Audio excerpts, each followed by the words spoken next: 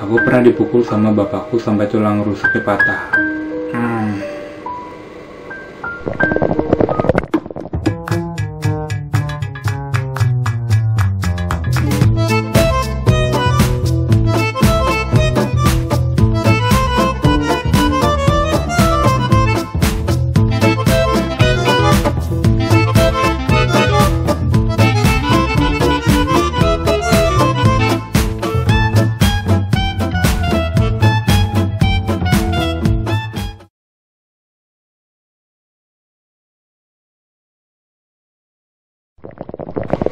Halo semuanya, sorry banget aku baru bisa upload untuk jalan bareng di rumah aja bareng Danen ini karena aku kemarin itu sempat sakit lama sekitar 3 mingguan sampai hampir 1 bulan.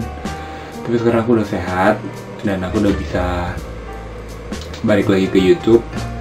Dan maaf banget untuk yang belum bisa aku bacain DM-nya, aku mulai bacain lagi di video kali ini. Untuk yang pengen tahu perkembangan di Bali gimana untuk tempat wisatanya, jadi sebenarnya kita udah masuk normal sama kayak wilayah-wilayah yang lainnya. Kita udah bisa kemana-mana, cuman tetap ada protokol kesehatan. Dan protokol kesehatannya ini di beberapa tempat mungkin dirasa biasa aja, bahkan ada yang sampai agak rumit. Misalnya ada satu tempat yang kita harus, atau satu daerah yang kita harus tes dulu dan memberikan hasil tesnya itu atau menunjukkan hasil tesnya itu ke pihak terkait gitu kan. Ya sebenarnya sih nggak apa-apa gitu loh, cuman ya mungkin itu yang terbaik gitu kan ya. Cuman untuk aku sendiri, aku tetap akan bikin video untuk jalan bareng Danen season 2. Itu udah pasti. Aku udah siapin tempat-tempatnya bakal aku review. Cuman aku belum bisa bilang kapan akan diuploadnya. Yang pasti secepatnya. Dan pasti bakal ada, cuman aku belum bisa kasih tahu tanggalnya kapan. Jadi yang masih nanya di komentar atau yang di DM, aku minta tolong sabar dulu, kita lihat situasinya. Kalau semuanya memungkinkan, pasti kita bakal jalan lagi, oke? Sebelum aku bacain DM dan The Travel Mages yang masuk, beberapa ada yang di DM itu ada yang nanya ke aku, Kak Danen itu ya di videonya pakai apa sih gitu kan. Pastinya pakai editing tools ya. Aku jadi punya editing tools dan editing app pastinya, dan aku itu biasanya pakai HP. Jadi aku pakai laptop HP. Dan ini aku belinya di Shopee pastinya. Di Shopee-nya sendiri nama tokonya Skynetcompt, SKYNETCOMPT. Dan di sana itu pakai HP AMD A4 2,3 GHz, RAM 4 GB dengan HDD 1000 GB dan sudah dengan Windows 10 yang original. Dan yang aku beli sendiri itu HP 14S DK0073AU dengan AMD Radeon RAM 4 GB. Dan untuk rincian produknya kamu bisa lihat sendiri, aku taruh di sebelah. Jadi di Hewlett Packard atau HP, dalamnya Windows, prosesornya AMD A4 79125 2.3 GHz. Terus memori RAM-nya RAM DDR 44 GB sampai 8 GB. Penyimpanannya itu 1 TB. Kemudian tipe garansinya garansi resmi. Grafik cardnya ada VGA terintegrasi dan periode garansinya ini 1 tahun. Dan kenapa mesti beli di sini sih Danen? Oke, kenapa aku beli di sana? Karena kita dapat beberapa keuntungan dari beli di toko ini. Karena pertama, bonus tas original. Jadi tas original ini itu kayak gini nih, ada logo HP-nya. Terus yang kedua, jaminan 100% produk baru dan garansi resmi spare part plus service. Terus ada free request aplikasi yang tersedia, jadi terima laptop siap pakai.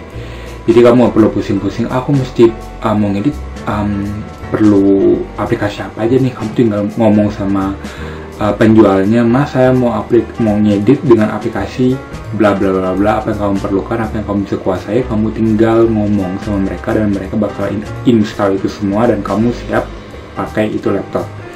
Untuk pengiriman luar kota di packing seaman mungkin, ada bubble berlapis dan asuransi 100% aman. Kemudian ada garansi resmi HP Indonesia selama 1 tahun. Dan untuk spesifikasinya kayak yang aku udah bilang tadi, 4 GB ukurannya. Terus seperti biasa, untuk bagi kamu yang berminat untuk beli laptop HP yang aku pakai, kamu bisa lihat di link di deskripsi untuk memudahkan kamu untuk langsung beli. Atau kamu mau lihat hasilnya dulu, kamu bisa lihat hasil editan aku di sini, atau kamu bisa lihat di Jalan Bareng Danen season 1 maupun 2. Itu semuanya aku pakai laptop HP. Pakai laptop HP itu apa ya, itu nggak pernah lemot gitu loh. Jadi setiap kali aku pakai, kan biasanya kita ngedit terus ada proses rendering, itu cepet banget, cepet, bener-bener cepet, dan nggak ada lemot-lemotan, nggak ada nge-lag atau segala macam. Jadi bener-bener keren banget lah pokoknya. Recommended sih buat kamu yang perlu laptop untuk multimedia, untuk ngedit foto. Dan nggak usah berlama-lama lagi, kita langsung bacain DM kalian yang udah masuk. Oke, ini yang pertama. Pernah dipukul sama bapakku sampai tulang rusuknya patah.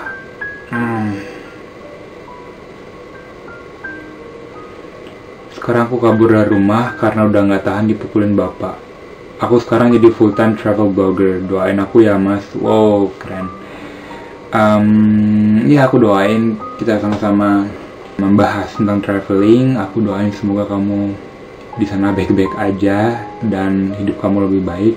Ya memang sih kalau misalnya walaupun ya bukannya aku mengajarkan jelek ya, tapi walaupun kamu tinggal sama orang tua, tapi kalau hubungannya itu jatuhnya toksik atau membuat kamu justru menjadi lebih buruk, ya nggak ada pilihan lain, kamu harus kabur, kamu harus nyelamatin diri kamu sendiri kan. Yang kedua, jadi waktu TK aku pernah punya pacar, pas masuk SD kita putus. Pas SMA ini kita ketemu lagi, dia makin cantik loh, hai. Jadi aku deketin lah dia, aku ditolak, katanya karena aku nggak punya mobil. Aduh. Ya udah sih, nggak usah dilanjut untuk deketin gitu loh. Artinya dia tidak melihat kamu, tidak mau mendekatkan diri ke kamu dengan tulus, dia melihatnya itu materi, ya. Jadi saranku ya udah lupain dia dan buktikan kalau kamu bisa menjadi sukses. Dan kalau kamu beruntung, kamu bisa liatin dia, kamu punya mobil hasil keringat sendiri. Oke? Mau cerita nih Bli, jadi aku suka banget makan jengkol. Oke. Tapi cewek aku gak suka jengkol, kata dia aku harus berhenti makan jengkol atau kita putus. Gimana ya, aku gak bisa memilih antara cewekku dan jengkol, pilihannya sangat berat. Apa sih? Oke, jujur aku pribadi, aku juga gak suka jengkol. Jadi kalau misalnya aku punya pacar yang suka makan jengkol, mungkin aku melakukan hal yang sama. Ya gak ekstrim itu sih, diputusin gara-gara jengkol. Cuman mungkin kamu nggak harus memilih antara cewekmu dan jengkol ya. Kamu bisa makan jengkol diem-diem tanpa harus di depan cewekmu, ya nggak sih? Atau kamu bisa ketika kamu lagi sama cewekmu, kamu nggak usah makan jengkol atau bawa bungkus jengkol, nggak usah gitu. Nah, jadi intinya nggak usah memilih dan nggak ada yang harus dipilih juga, ya kan? Kamu bisa jalan dua-duanya. Selanjutnya, pas kuliah dulu aku pernah jadi simpenan petinggi bank swasta. Wih, pelakor. Waktu itu aku ngerasa kaya banget dan cantik banget. Tapi akhirnya aku nyadar, jadi pelakor itu dosa dan nyakitin istri dan keluarganya. Bagus. Akhirnya aku putusin dia. Oke. Tapi duitnya tetap aku bawa. Tetap ya. Ya udah, anggap itu masa lalu kamu. Yang penting kamu kedepannya kamu jangan mau jadi simpanan lagi, dan duit yang kamu bawa ingat jangan dipakai buat foya-foya, dan jangan dipakai buat belanja atau dibikin cepet habis. Duitnya kamu depositoin, siapa tahu suatu hari nanti kamu perlu sesuatu yang urgent, atau mungkin kamu bisa tabung untuk masa depan kamu, untuk rumah, bikin rumah mungkin, atau untuk itu punya banyak teman. Tapi sebagian besar datang kalau pas mau minjem duit, ntar pas aku tagih galakan mereka. Kok ada ya orang yang kayak gitu ya? Oke. Itu juga terjadi di aku sih. Itu juga terjadi di aku, dan mungkin akan terjadi di banyak orang juga ya.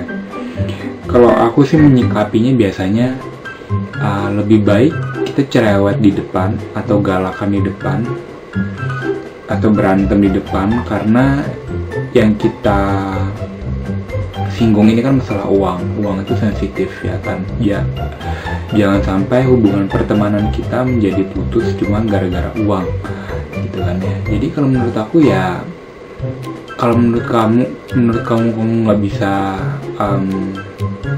membantu, belum bisa bantu dulu, atau kamu masih punya tanggungan, lebih baik ya jangan meminjamkan daripada hubungan kamu jadi jelek, ya nggak sih? Kalau aku sih kayak gitu.